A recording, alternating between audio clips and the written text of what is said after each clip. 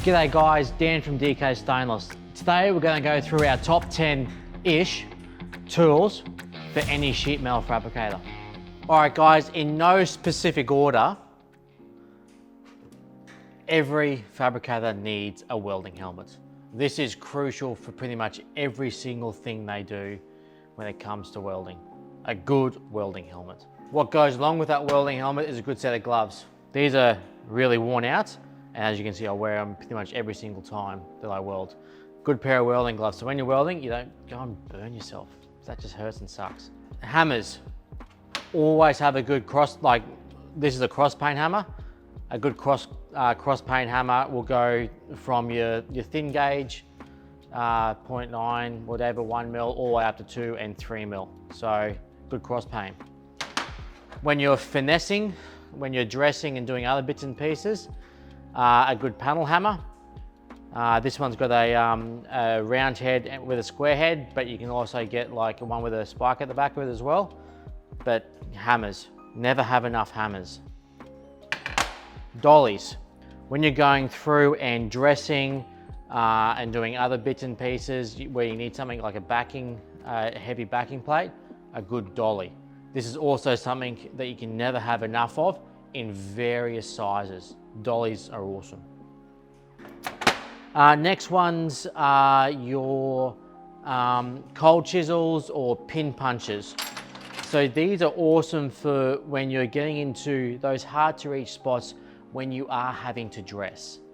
Pin punches are good for those little spots where if you've got like a bit of a crater in your weld and you just need to dress it out, a pin punch is awesome for that. A blunted off cold chisel is awesome for your larger areas where you're just dressing along that weld as well.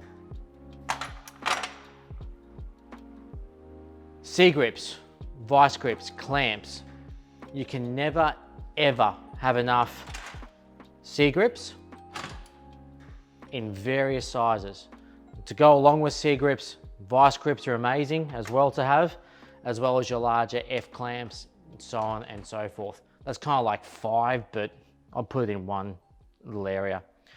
Rubber mallet, nylon mallet, these are also crucial, especially when you're doing folding and stuff like that on your press brake or your pan brake or your magnet bend or whatever. Having these to sometimes tweak those folds up to 90 or 135 or whatever angle you're doing, whatever angle you're doing, these are key and these are awesome to have. Some people call them a dead blow hammer, same. Squares. So whether you have your 90, 45 degree or you have a combination square, these are also invaluable for when you're trying to get things precise and accurate. Whether you want your bend at 90 degrees for these types of squares, or you have your combination square where you're willing to go to various different types of angles, they are awesome, awesome, awesome to have. Well, they're key really. SNIPS.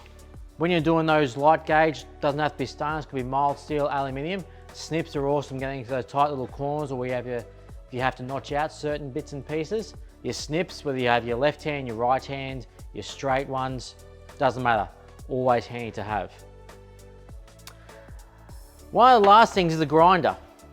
The grinder is probably one of the most underestimated tools in a sheet metal fabrication or sheet metal fabricator's toolkit.